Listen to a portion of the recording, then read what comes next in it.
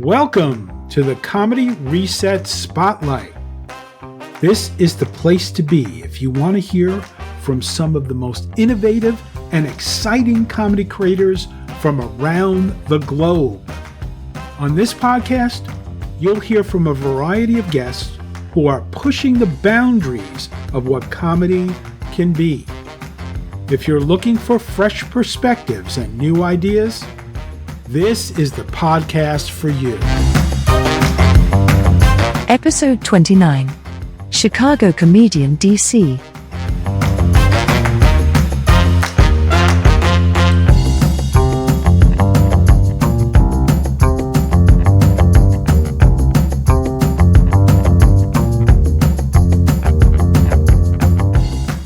When did you first start doing stand-up comedy? I started stand-up comedy back in Toronto in 1998, shortly after graduating from university.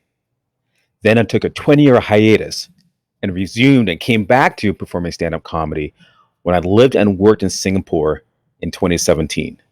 And this was just before the pandemic. What made you want to become a stand-up comedian? I grew up as an introvert surrounded by extroverts all my life, like my sister and my father, my friends from high school, my friends from a church youth group.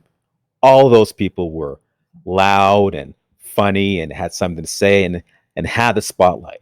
And I felt that I also had something to say or share that could be interesting to others, but I never felt that I was the loudest voice in the room. I knew I was not the loudest voice in the room, so I never felt heard. So maybe that's where the first time I felt the drive or desire to want to find a platform to express myself.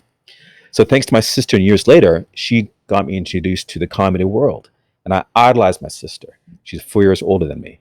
So when she was drawn to the comedy world through improv, I wanted to do the same thing.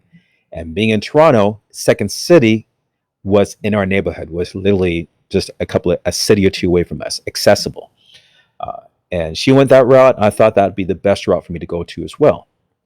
She actually took me to my very first stand-up comedy show, Yuck Yucks, when I was 17, hanging out with her older friends, which was a big deal as a younger brother. And I had my very first taste of stand-up comedy, and I was hooked. I was drawn to it, and I always was looking for, that's my preferred entertainment from that point onwards. Years later from that point, I thought that, hey, let me try the improv route. Let me try the Second City. But my work schedule did not allow me to fit into those classes or to perform those classes with Second City. However, stand-up comedy was a lot more accessible and easier. And I thought, you know what? Let me try stand-up. Must be easier than doing improv. So let me go this route to get into this comedy world. I thought it was easier. How crazy is that? However, I stuck with it, and it's been a big part of my life since. Who were some of your influences? So the start of my comedy journey, my biggest influences included Sean Majumder, the first person, the most influential person who is a comic, comedian, performer, actor, hilarious dude, very theatrical on stage, very expressive, very absurd, crazy, really out there, right? Not a typical stand-up performer. However, we also worked together as well too. We taught CPR and first aid, which was kind of cool because we were doing this at the exact same time when he was touring nationally with Second City, and also as a national headlining comedian for Yuck Yucks at that time.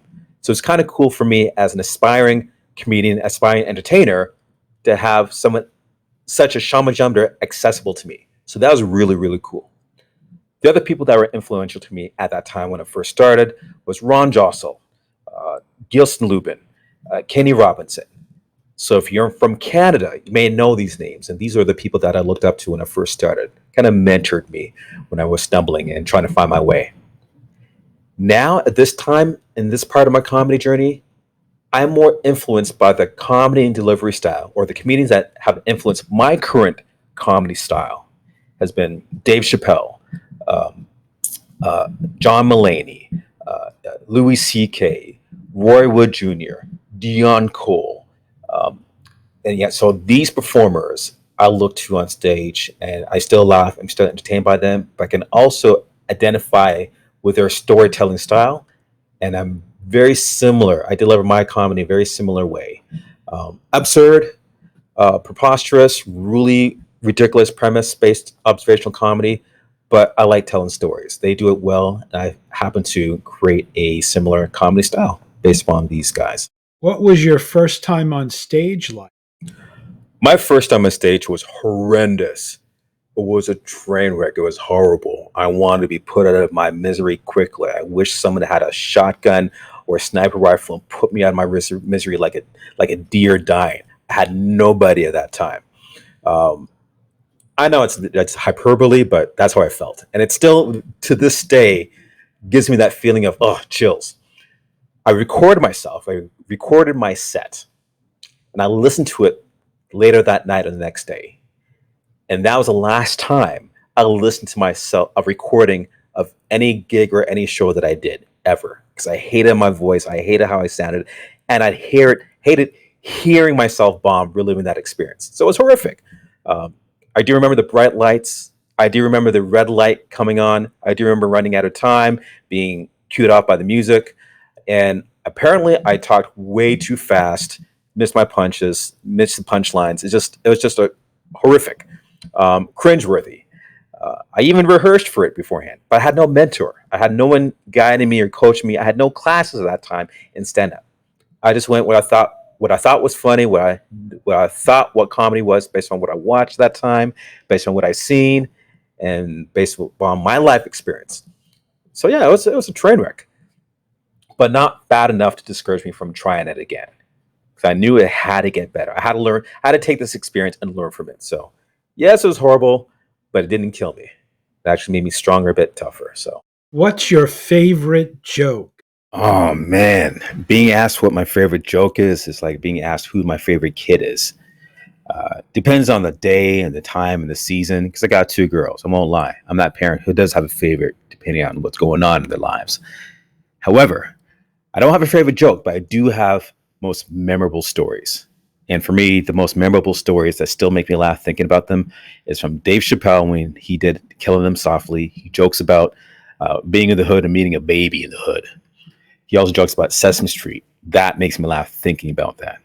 Uh, Eddie Murphy, what still makes me laugh as well too, from his album Delirious. Talk about Aunt Bunny and he's impersonating his father. Talk about his Uncle Gus. That story is still funny to this day. If I watch it live, I still laugh out loud, even by myself in an empty room. Roy Wood Jr., brilliant comedian, great storyteller, and he's got a story that he does on stage that still cracks me up thinking about it and seeing it. He talks about Leonardo DiCaprio being a superhero and explains why.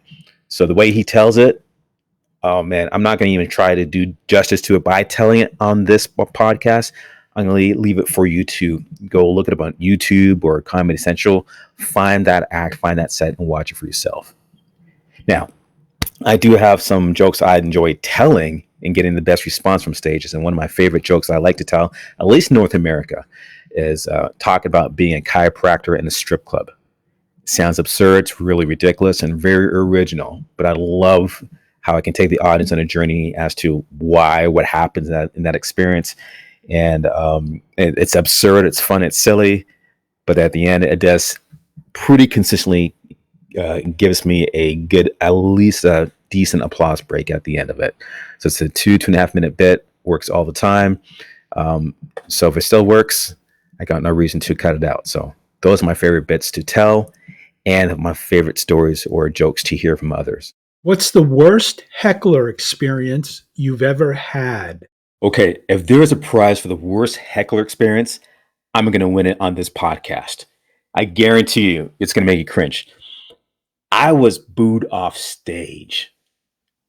You heard me. I was booed off stage. This is back in Toronto, 1999. I was 1.5 years into comedy. I remember it very clearly. It was at Yuck Yucks, a Nubian Nights, or Black Comedy Night, hosted by Kenny Robinson.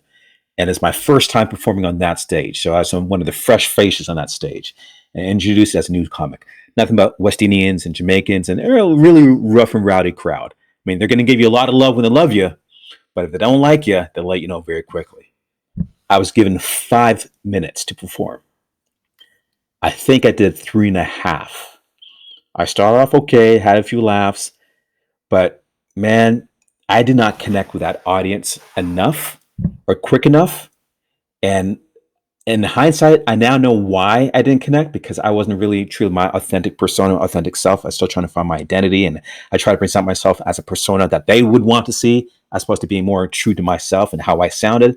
So they weren't having any of it. And there's a boo across the room from one end to the other, like a wave. Like, have you ever been to a baseball game and you see people do the wave in the stands, and you can literally time it from one end to the other?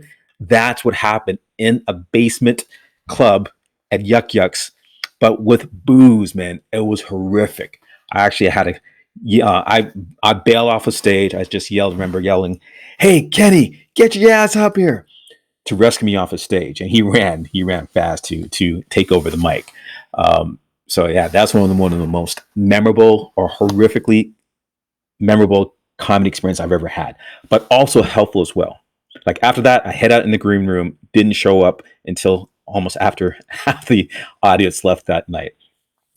But I felt a bit better afterwards when Kenny chewed out the audience, and also a fellow comic as well. His name is Winston. I forgot his last name, but he also chewed out the audience as well for booing me, a newcomer, and discouraging me as a new comic, because people had no idea how challenging it was to do comedy or to do specifically that room. So I felt included at that time. I felt as though I was being, initiated.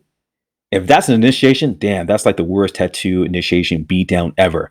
And I passed it, because I'm still doing comedy to this day from that point onwards. Shortly after that experience, I had to sit down with Ron Jocelyn, another Toronto comedian at that time. And he assured me that, listen, even the best comics have had horrible experiences, where even Chris Rock has been booed off stage. When I heard that other experienced comics have had bombs or bad experiences with being booed off stage before, I felt, oh, okay. If they can have those nights, I can afford to have this right now at this time in my career. So it forced me to leather up pretty quickly. And I only got tougher and more resilient after that. So no matter how bad of a set I have nowadays, or if I bomb, I get no laughs, or I'm not connecting with the audience, so for whatever reason, if I have a bad set, I always compare it to that time in Toronto, 1.5 years into comedy at that Yuck Yucks.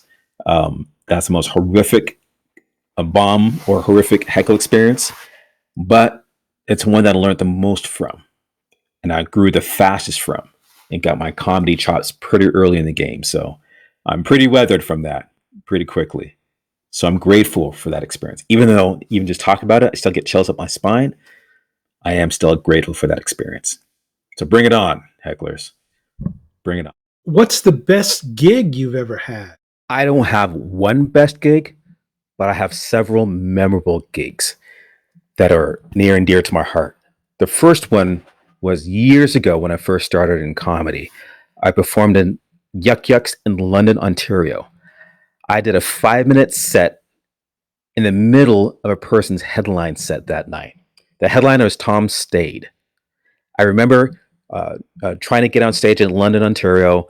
I called ahead and said, "Hey, listen, I'm passing through. Can I get a feature 5-minute set on your stage?" The showrunner said, "Sure." But when I showed up, they had a full lineup, and the showrunner said, "Listen, I couldn't squeeze you in. So since you're here, just hang out with the comics, have some food, have some drinks, go to the green room, have some fun." So I did that. And I also met the headliner, Tom Stade, for the first time. Sweet, funny guy, very down to earth, very, very, very talented, very generous as well. He got to know me, I got to know him, and he knew of my story up until that point as a new comic and what had happened that night. He's like, "Hey, since you're here, how about I invite you up on stage in the middle of my set?" I'm like, "Whoa, you do that?" He's like, "Yeah, I will do that." So he did that. So in the middle of his set, he broke and introduced the audience to me, and introduced me to the audience, and gave me 5 minutes while he sat on the corner of the stage. And it was the best 5 minutes that I've had at that stage in my comedy journey so far. Audience was warm, ready. They were laughing. They were with my jokes. I probably killed. But I do know that I definitely had one of the most best sets I've had at that time in my comedy journey that I can still recall to this day. So someone else's generosity allowed me to tell this story to you. The other experience that made it a memorable gig was in Singapore decades later. I performed at the swim club at a banquet at a swim club, which is Singapore's version of a country club. Lots of deep pockets, Singapore elite, $50 a ticket. It was like 300 people in a banquet setting, so it wasn't ideal. But there was a headline act, I was a middle act, and there was another opener. And the big name was the headliner. His name was Kumar, who's like this Singapore comedy icon. Been doing it for 20, 30 years. So he definitely would have drawn that crowd. And I was relatively unknown to that room of people who were mostly primarily rich Chinese people who are at least 40 to 50, 60 years of age of that generation. I'm the only black guy in the room. So what made it memorable, because the person before me, he bombed. He did a corporate clean and he did 20, 30 minutes clean, hardly any laughs or no laughs at all, right? He did it right end to end. And I got to thank him for that because he took the fodder on my behalf. In fact, he was heckled by an old Chinese lady in the middle of his set. That same lady, before I went up on stage, came up to me and said, "Hey, you better be funny. We don't want to hear a PowerPoint presentation like we heard from the last comic." I'm like, damn, I'm getting heckled at the beginning of my set. All right. But that experience forced me to go in the other direction. So I doubled down, dialed up to 11, did race jokes about Chinese people in front of them. Did jokes about me being the black person and only black people in Singapore, the black experience. So I did a lot of race stuff. So I doubled down on that. And I had a great set. I almost killed. I had a strong set. They had a good time. I turned the tide of the room. I changed the tone of the room because the last comic did bomb. So I did a palate cleanse. So that's what made that gig a memorable gig, of how I turned the room around. Also grew a pair that night as well too, and leveled up in terms of my comedy confidence. So that's what made it memorable. The last experience was also in Singapore. I did my first 1 hour show at a comedy venue called Comics at the Castle, run by Jerry Hines and Ram. I don't know his last name, Indian dude. Anyways, great guys. They set me up with a 1 hour show, and I was trying to do my first 1 hour preview of the Chocolate Durian show, which is now on album on Spotify, Chocolate Durian. So this is my first preview show. I did an hour. I asked my friends, listen, just flash me at 55 minutes because I want to cap it off at an hour. I want to see what hits, what doesn't hit. I ended up doing an hour and a half, and I didn't notice I did an hour and a half because there's laughter consistently. All of the jokes were hitting, just one after the other. I tested new stuff, did old stuff. Just everything was, I was in a zone. And I asked my friends afterwards, like, listen, guys, how come you guys didn't flashlight at 5 minutes? I mean, at 5 minutes before the hour, like I asked. They're like, dude, you're on a roll. Why stop that? They were laughing. They weren't breaking it at all. We just wanted to have you keep going. So they allowed me to do an hour and a half. So I definitely grew from that night. I grew a lot of confidence in what I'm able to do, what I'm able to hold, what I'm able to deliver. So that's what made it also one of the best gigs I've ever had too as well. 2 in Singapore, 1 in Canada. Now I'm waiting for 1 in the United States. What's the worst gig you've ever had? This question is pretty easy to answer. I remember doing a state-sponsored matchmaking night in Singapore in an auditorium. And I was part of the entertainment that night as part of the icebreakers, me and 2 other comics. We all agreed it was a hell gig because people were tight with the laughs. They're already nervous about their date, get alone laughing at what we had to joke about on stage. So we couldn't really push the envelope. We had to be like PG clean. We're being monitored. It was a horrible gig. The other horrible gig was more recently in Chicago. I performed a private event for a person's 70th birthday. What I failed to prepare and know was that most of the people in the audience, even though there's a spread of age between 20 years old to 80 years old, most of the people were the same age as the person whose birthday we're celebrating. So most of the audience was 60, 70, 80 old school, old Chicago folks. And I didn't have enough material for that crowd. I didn't come prepared for that. So that was a hell gig that I kind of trudged through and will try to avoid encountering again. So those are my worst gigs that I can recall. How do you deal with stage fright? I feel one of the best ways to offset or decrease stage fright comes with how prepared one is before going on stage, how prepared you are with your material. I still get the sweaty palms. I still get the crack in the voice, dry throat. I still sometimes notice that when I'm anxious on stage, I might speed up more or my pitch is a bit higher. All those are signs that I know are related to being anxious or having too much adrenaline because I'm anxious or excited to be there. So it's not a bad thing. I just now recognize what it means. So it's not really fear per se. Uh, the other thing that helps with my stage anxiety or dealing with it is understanding that people are there want to laugh, especially if they paid money to be in the club or paid money to be at a bar show. They already have a vested interest in having a good time. I'm there to deliver a good time. So that's half the battle. They want to laugh and I have jokes to deliver. So they're already on my side. The other tool that I use that helps me with anxiety of any size rooms, be it, clubs or bars or any setting, be it 3 people or 300 people, I try to have conversations as opposed to performing. So in my mind, the audience is just a whole bunch of people hanging out in my basement or just shooting shit as friends. I can have a conversation all day with a group of friends. So just so happens that the friends happen to be not in my living room, but in a comedy club. So I try to talk to each person I can fix a gaze on near the front row or near the back row, whoever I can get their eye, capture their vision, capture their field of view. I'm talking to that person as though we're having a one-on-one conversation and everybody else is just eavesdropping in our conversation. If I can talk one-on-one and get in that space, then there's no anxiety. There's much less of it. I can be present and pivot and make changes and adjustments in my set based upon their facial cues, facial reactions, whether it's laugh, body language. So that allows me to be more present in the set, in the moment, which also makes it less nerve-wracking for me because I know that they are listening. I have their attention. So less anxiety and less stage fright comes from preparation and reframing the way that I see the audience. What was the most unexpected response you've ever gotten to one of your jokes? This is a more challenging question to answer, believe it or not, because I'm hoping that all the jokes has a result of laughter or none, one or the other. Those are one of the two expected responses. Either it doesn't get a laugh or it does get a laugh. I don't really do groaners. That's not my style. But I guess one of the jokes that I'm really surprised that still hits consistently and relatively well is my opening joke about my experience in Singapore. Being, there's no black people in Singapore. Like when I showed up, they didn't even use my name. They just called me Singapore Black Man number 5.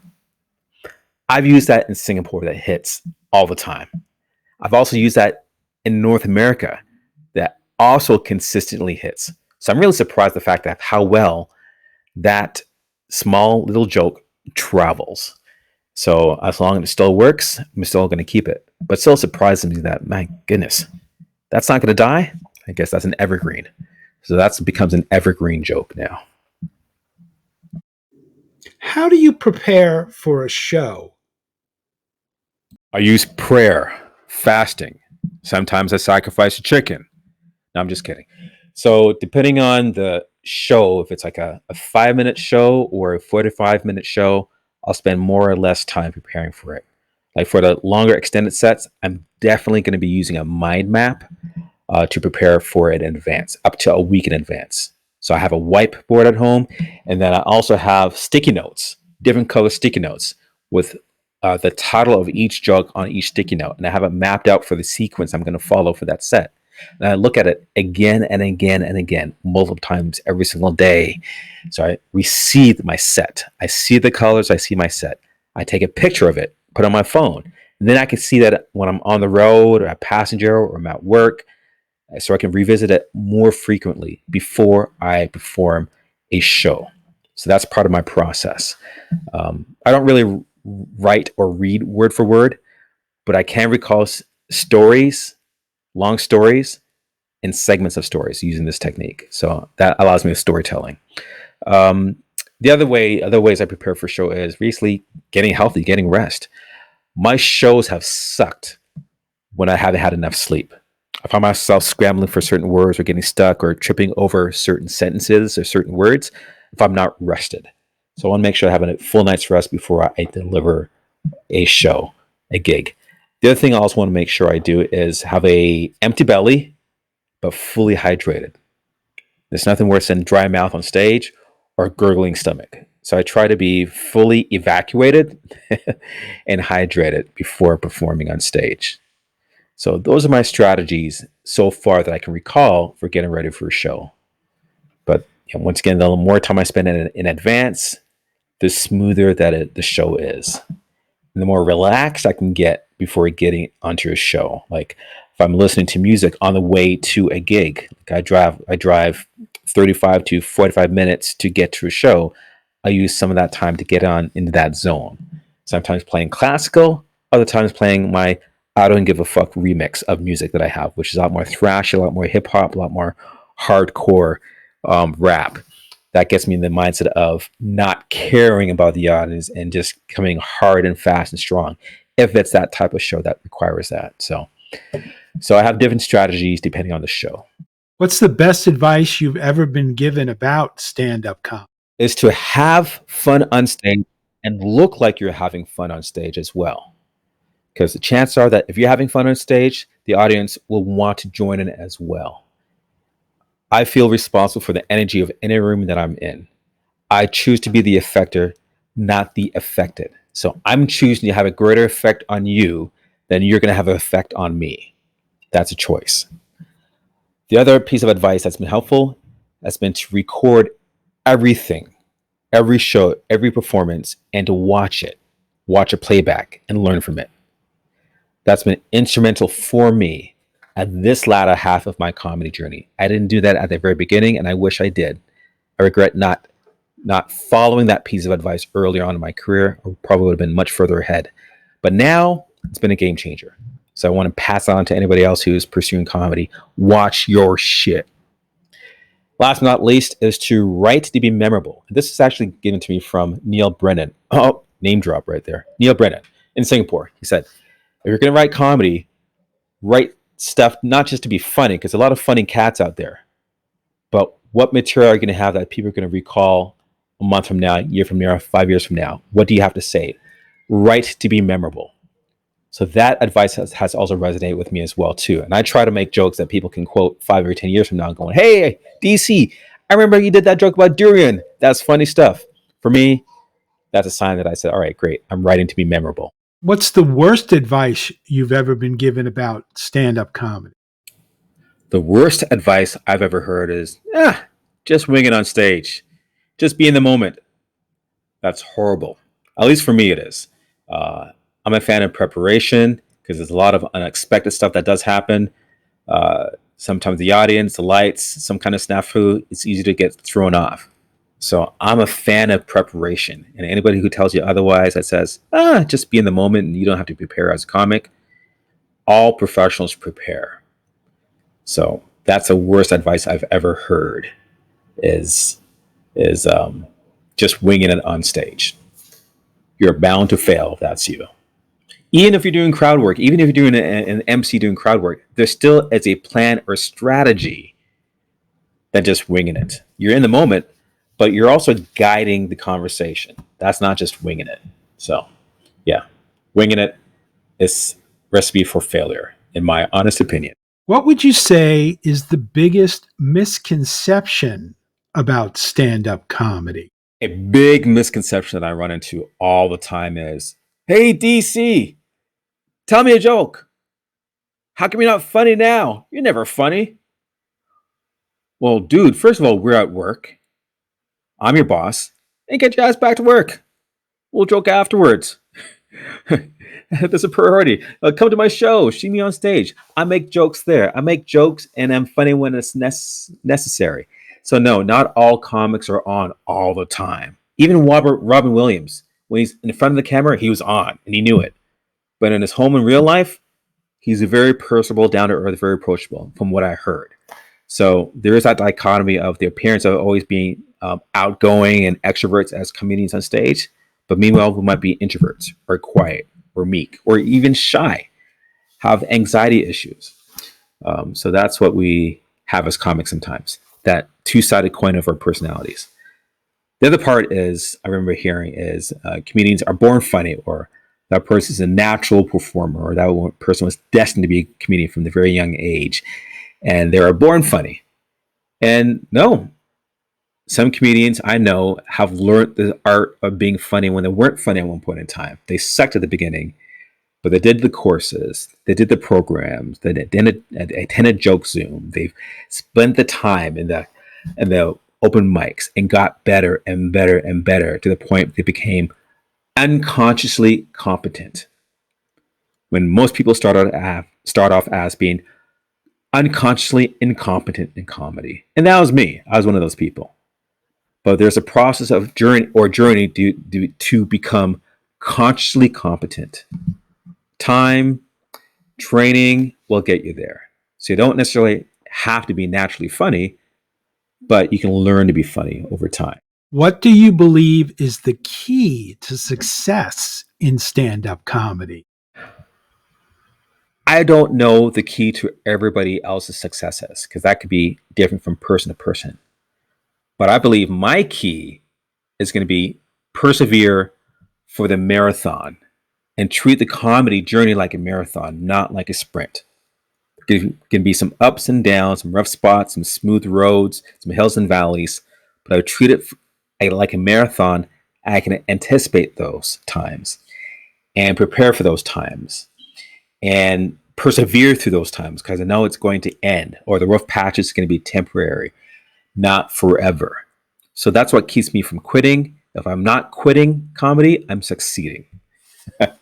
So stick-to-itiveness, perseverance is really crucial for the key for succeeding in stand-up comedy. And also having fun, enjoying the journey, finding the joy in the process, and not only just celebrating when you get to the end, or getting that become a headlining comic that's touring, or getting a Netflix special. That's not I don't believe that is the end sign of success. But the success starts right now of enjoying the journey while moving in that direction.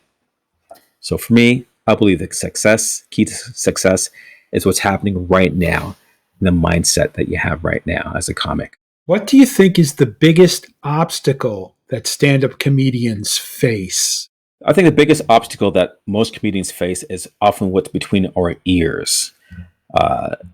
Ourselves, that negative voice, the limiting beliefs, the things that we tell ourselves that we can't do, or that we're not allowed to do, or we don't have what it takes to make it, or whatever the excuse or barrier that we tell ourselves, we can fulfill that self-fulfilling prophecy because we say it long enough. We just got to flip the script, change what we say to ourselves, change the self-talk. That's one of the key things that changes that barrier or removes that barrier. Another barrier too is not being around supportive people, not being around encouraging people, not being around people who are advocates for your comedy journey.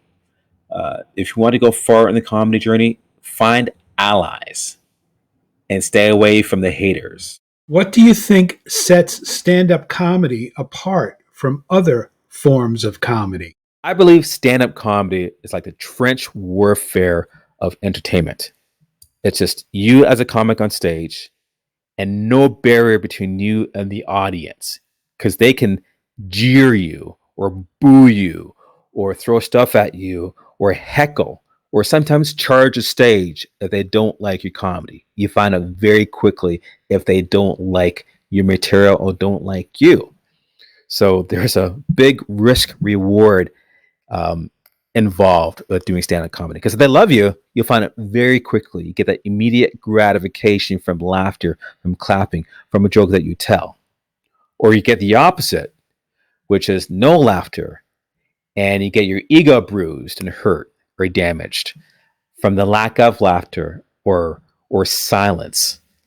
So either way, you need to imagine your ego like an egg. Okay, and if you're on stage and you have a fresh egg, man, you can't afford to have bruises and knocks to it. You're going to try and protect it. It's going to be very fragile. However, if you boil the egg, you can handle a lot of stuff thrown at it. So if you can weather and toughen up your ego, then stand-up comedy is going to work for you. And I don't believe there's other forms of comedy that require toughening up your ego like stand-up comedy. What are the benefits of stand-up comedy? Stand-up comedy provides a high that can't be matched by other drugs or pharmaceuticals. And also, being a stand-up comedian, I feel like I'm part of a fraternity. There's community and camaraderie that comes with the territory of performing stand-up comedy. No one understands our language. No one else understands what we go through unless you talk to another comic. Regardless of the socioeconomic background or their race or their gender or their culture, we can all bind and connect through stand-up comedy. And that's what I'm really drawn towards, is that community and camaraderie. And also, stand-up comedy is the cheapest form of therapy for the performer and for those in the audience as well. So that's just my 2 cents. What's your process for writing jokes? You know what's weird? I capture some of my best premises for jokes while showering. So when that does happen, morning or night, I then have to capture that idea and write it on paper somewhere, somehow, like a sticky note or something nearby. I have to put pen to paper. That's a weird process, but it is the process. Then I take that idea, even just that 1 or 2 sentence premise, and then I might bounce it off of a group that I write with on JokeZoom, or I'll bounce that idea or the premise off a friend on, another comedian in another state or another country. So I have many writing partners, and I also have a writing group. So I'll test out the premise through these avenues and get their feedback. They either give me a thumbs up, a laughter, or a meh, right? And that determines whether I should stick with it or not. So if I get the thumbs up and get some laughter, then I'll write it out in detail, word for word. And I'll do that actually through using Google Documents. I have a separate file just for premise ideas, and I write down word for word. And now that the joke is been formulated, I'll now start to chop it down further by running it through writing rooms like JokeZoom or 2 Joke Minimum and test it out there. So I'll probably test it out 2-3 times virtually before it hits a live stage. And then the joke is curated. However, very rarely do I take a joke from an idea from the shower and put it directly to stage. Only if I'm absolutely sure that, this thing is fire, it's going to work, it makes me laugh out loud, it's going to get on stage. That happens probably around 10% of the time.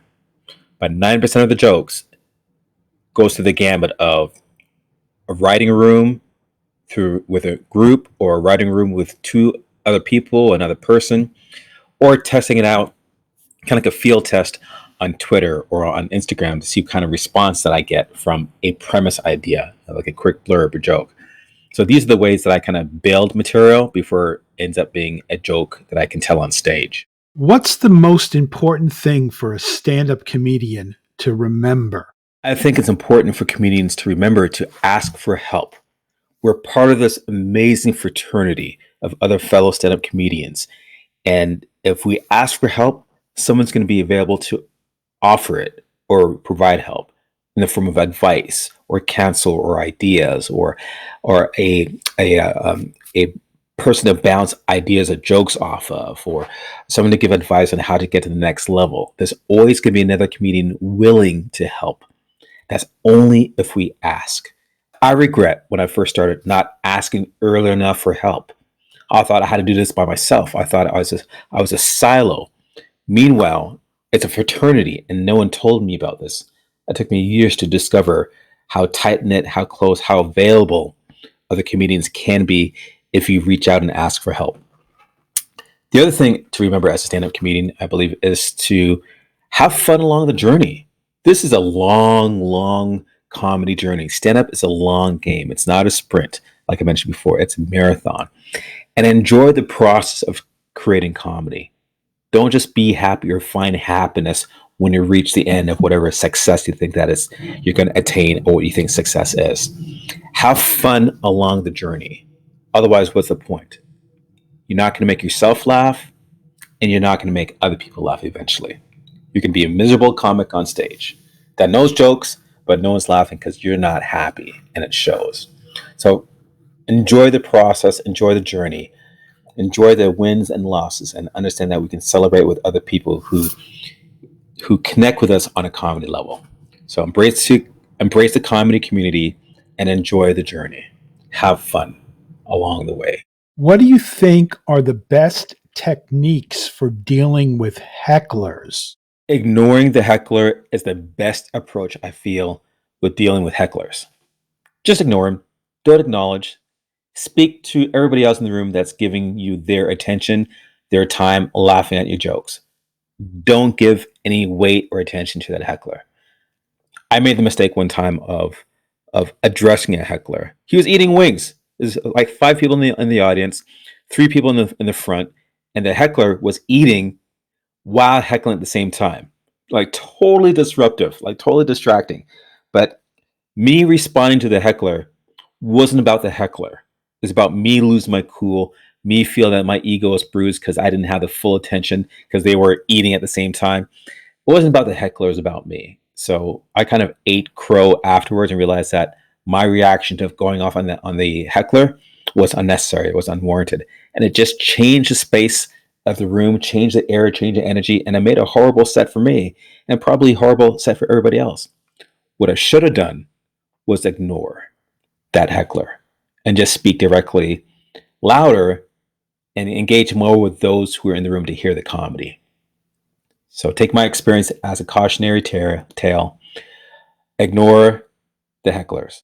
What do you think are the biggest mistakes that stand-up comedians make? It's a huge peeve of mine to see on stage comedians who are not prepared or underprepared because it shows to the audience that they don't care. I mean, the audience who spend their time and money to be there, sometimes it's not even about the money. It's about their time to be at that comedy show, to see you as a comedian perform. But if you show up not prepared, you haven't done your homework, and you're being allowed the time to be in front of them, you're wasting the audience time. You're wasting your time. You're wasting the time of other comics.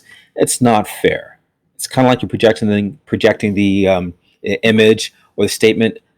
I don't care about your valuable time. I don't care enough to prepare something in advance to entertain, to be a comic that night. So screw you. So that's what the statement is saying for comics who show up on stage not being prepared. And there are very few comics that can do a full crowd work set. I mean, and that's the intention of crowd work, is being able to create comedy from the crowd and make a dynamic relationship where both the crowd and the comic is creating comedy together. There are few people that are consciously competent at that or unconsciously competent. But for most I see on open mic nights or the smaller stages, nah, you got to come prepared. Don't practice on stage. It's not fair to the comics, not fair to the performers. Just be more professional and be more prepared. What is the best way to learn stand-up comedy? The best way to learn about stand-up is to be in front of an audience, performing live on stage. Nothing replaces that. There's no class, there's no workshop, there's no podcast, there's no book that replaces that hands-on, real-time experience. You can get theoretical knowledge elsewhere, and that's helpful. But it doesn't replace the learning experience from being in front of a live audience. The other way that helps you learn stand-up comedy is attend a class. Do a stand-up class, either virtually like Joke Zoom or a real life class in your neighborhood or your city. That's the other way as well, to get further and to learn in less time how to become a decent comic. I personally went the long way. I didn't do any classes. I wish I had known about classes when I first started, or I wish I had known where to look to find classes. But I did nothing but stage time and got as much stage time as possible to get my experience. So nothing really beats stage time in terms of learning the art and the skill of stand-up comedy. What do you think is the best way to improve as a stand-up comedian? Get as much stage time as possible, anywhere and everywhere, and record all your sets. And not only record them, either audio or video, record and listen and watch the playback, and then make the changes accordingly. I found that I grew the most and the fastest as a comic when I started watching and recording every single one of my sets.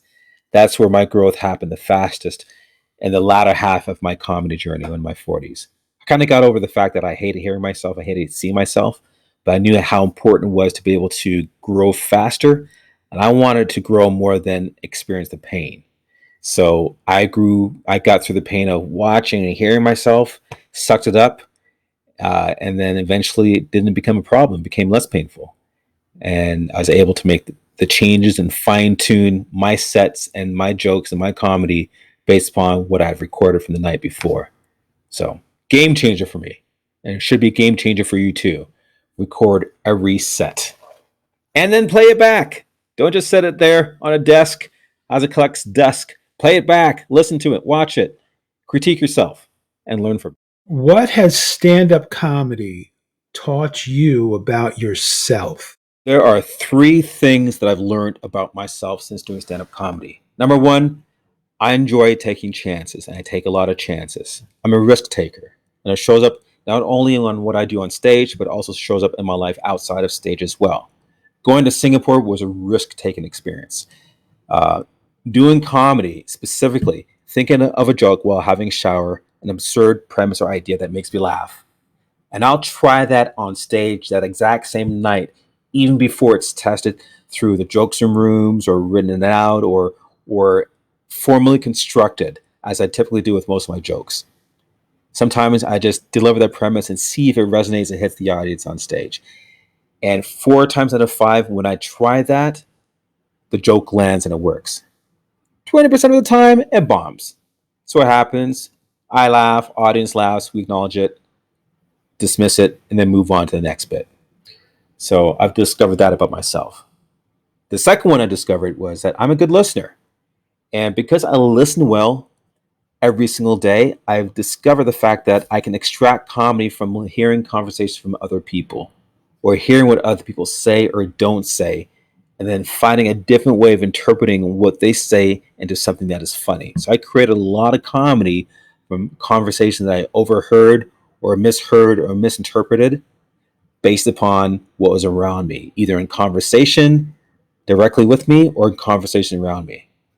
But I'm an astute enough listener to take that content or take what is said and to find a funny in it. So I've created a lot of material, absurd premise-based material, observational humor based upon listening, just listening to conversation or listening to what people say or what people don't say. And the last one I feel that I learned a lot from comedy is how to be tough. I was booed years ago off stage in Toronto. Booed off stage. And you got to have a pretty tough skin to continue doing comedy after that. And I remember that to this day. So I allow a lot of things to roll off my back because now I think, that might be painful or awkward or weird, but it was nowhere as near as weird or awkward or painful as getting booed off stage in my early 20s at the beginning of my comedy career in Toronto in Yuck Yucks. I remember that to this day, but it made me tougher. So it kind of made my ego leather bound, protected, able to take a hit and keep on ticking. Call my ego a Timex. Takes a licking and keeps on ticking. Ooh, that's a good one. My ego is Timex. What motivates you to keep performing stand-up comedy? So one of my love languages is words of affirmation. It's high on that list. What mimics words of affirmation is clapping and laughter to a joke. It's gratifying, immediately gratifying. So of course I want more of it. It's like a dopamine hit. So I'm motivated to keep on performing and becoming a better performer so I can get more of it per minute. So that's what drives me to stay in the comedy scene. I love the camaraderie. I love the friendships. I love the connections. I'm also motivated to be part of that, make that part of my world permanently. I also am drawn towards the adrenaline hit that I get, that adrenaline feel, almost like jumping out of a plane, but safer. I get that feeling when I'm performing as well. At the beginning of the show or beginning of my set and at the end of my set, just that feeling that prevents me from sleeping later that night because I'm thinking and replaying everything that has happened on that stage. That's the adrenaline feeling. And another thing that also keeps me motivated is I feel I have a role of purpose of taking stress from people's lives through the form of laughter. And right now, especially in America, people are way stressed, super stressed, and need a way to get an out of their bodies. They need an outlet. And no better way to create an outlet for people than through stand-up comedy. So I feel I have an important role in many people's lives, perhaps saving their lives through the comedy I deliver. Yeah, it's a bit grandiose, but I do feel that it gives me purpose and hence motivates me to keep on doing it again and again and again. What advice would you give to someone who's thinking about doing stand-up comedy? Stop thinking, just do it. Not to sound cliche, just do it. Come on now. What is there to think about? You got all to gain and nothing to lose. Something as simple as starting off with a comedy class. That's the best place to start off with, right? Ease into working up to the stage because you can have an instructor. You can have other fellow newbie comedians that are learning along with you. So you're not alone. You're going to be part of a community. And you're going to learn the steps that's going to guarantee you a successful, good first-time experience instead of horrifying like mine was. And you're going to get much better, much faster. And you're going to see the growth. You're going to see the result as well, too, much sooner. So you got all to gain and nothing to lose just by taking a class first. Could be online like Joke Zoom or something in real life in your neighborhood, in your own city. But just do it.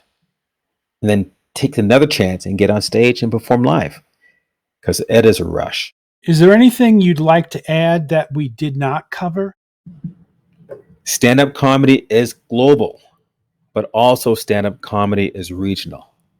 No matter where you go in the world, every country has some form of stand-up comedy scene or a stand-up comedy comedian because people want to laugh. But also keep in mind, too, that the regional part of that bit is saying what makes a person laugh or entertain in New York may not make a person laugh or entertain in LA. Or a person who's funny in LA may not be funny in Chicago. Or a person who's funny in the United States may not be necessarily funny in Japan or England or Italy. I believe that every comic needs to travel, get on different stages, get in different cities, get in different states, and get in different countries, become a more well-rounded comedian by having that experience. I've been your host, Rob Chaffee. Don't forget to laugh today. It's good for you. Comedy Reset Spotlight is a podcast that brings you today's freshest and funniest comedy creators. If you like what you heard, please subscribe to hear more.